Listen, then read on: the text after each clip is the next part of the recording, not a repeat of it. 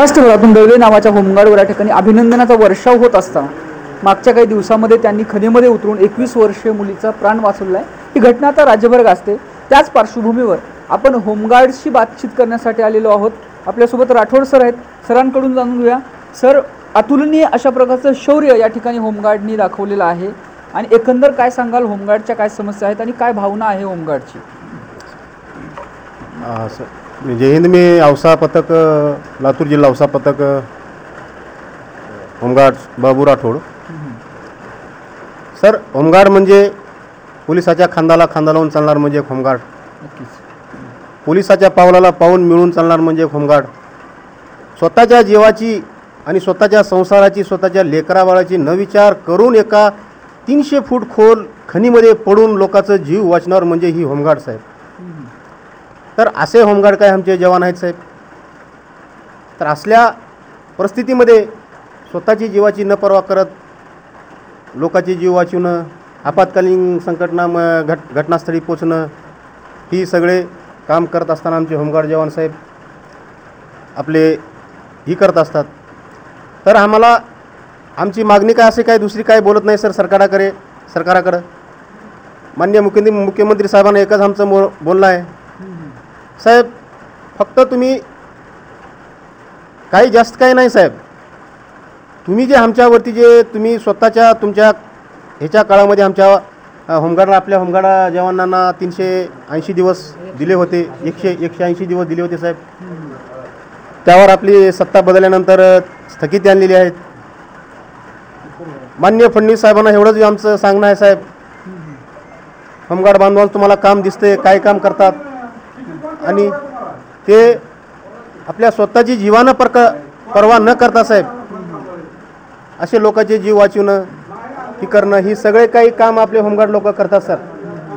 आमचं एकच म्हणणं आहे की सर, ती तुम्ही स्थगिती हटवून आम्हाला 180 दिवस तरी आम्हाला हे काम जे तुम्ही मागं तुमच्या कार्यकाळामध्ये तुम्ही जे दिले होते साहेब, तेवढं काम तुम्ही आम्हाला ती तर चालू करणे। आणि आमची मागणी काय सर, तुम्हाला आम्ही 1 लाख, 4 लाख, 5 लाख, 10 लाख नाही मागणार साहेब। आमचं घर प्रपंचात चालावं, आम्हाला 365 दिवस काम भेटावं। आणि काय आम्ही सरकारकडे अशी नाही मागणी करत की आम्हाला 80-90 हजार 1 लाख पेमेंट द्या सर। आमचे बी लेकरं बाळ आहे सर, आमचे संसार आहेत, आमची लेकराबाळाचे काही भविष्य आहेत। त्या आमच्या लेकराबाळाच्या भविष्याकडे बघून सर तुम्ही थोडंफार विचार करून आणि या होमगार्ड, आपल्या महाराष्ट्राच्या होमगार्डाकडे थोडं लक्ष देऊन साहेब आमच्यावर थोडी न्याय द्यावा साहेब, एवढंच आमचं बोलणं आहे, दुसरं काय नाही सर। जय हिंद, जय महाराष्ट्र। 180 दिवस कामाची मागणी देवेंद्र फडणवीस मुख्यमंत्री असताना त्या काळामध्ये ती झालेली होती, ती स्थगिती उठवण्याची मागणी आहे। त्याला लागून एक प्रश्न येतोय की अत्यल्प मानधनामध्ये सध्याला सगळ्या होमगार्डचं जगणं सुरू आहे। तर सर, मला सांगा की काय काय अडचणी येतात? एकाच वेळी घर पाहायचं आहे, त्याचबरोबर आपत्कालीन व्यवस्थेमध्ये तुम्हाला कर्तव्य बजावणं सुद्धा महत्त्वाचं आहे। तर कोणत्या अडचणींना होमगार्ड म्हणून तुम्हाला सामोरं जावं लागतं? सर, अशा अडचणी जर सांगायला गेलं तर सर प्रत्येक अडचणी समोर येतातच।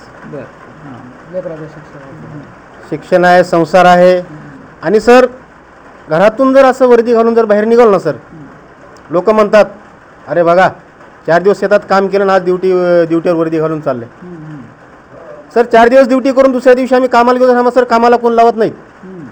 अरे तुला तर ड्युटी आहे, तू काय काम करणार, नाही तुला काम, असं म्हणून आम्हाला कामाला सुद्धा लावू शकत नाही सर। म्हणजे वैयक्तिक धंदे करतो सर आम्ही, कोणी ठेला लावते, कोण टपरी चोरते, कोण साधा वैयक्तिक असा धंदा करते।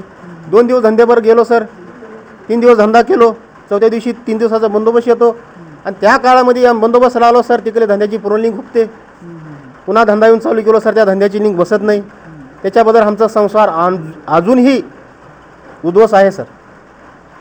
सर, काय सांगाल, 180 दिवसाचं काम हा जर निर्णय रेग्युलाइज झाला, त्याची अंमलबजावणी झाली तर काय बदल होणार आहे होमगार्डच्या आयुष्यामध्ये? होमगार्डमध्ये बदल ही होणार आहे सर, त्यांच्या लेकराबाळाचं जे शिक्षण आहे भविष्यात, लेकराबाळाच्या शिक्षणाचा त्यांना पाठपुरावा होईल, संसाराला जी वेळ द्यायची ती वेळ देण्यात येईल सर त्यांना।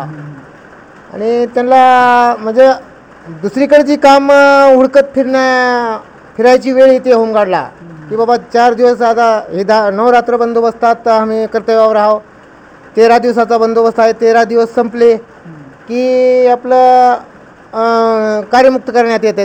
2-3 तारखेला कार्यमुक्त करणार. 3 तारखेच्या नंतर मग होमगार्ड काय करणार, कोण मोलमजुरी करायला जाणार, कोण ऑटो चालविणार, कोण आपला हॉटेलात जाणार, मिस्त्री काम करणार. मग त्या टायमाला जर ती 4 दिवसामध्ये गेलं की त्याला कामाला लावणार नाही. मग त्याच्यामध्ये अजून ही 10-12 दिवस 13 दिवस ही कामाला ही नाही.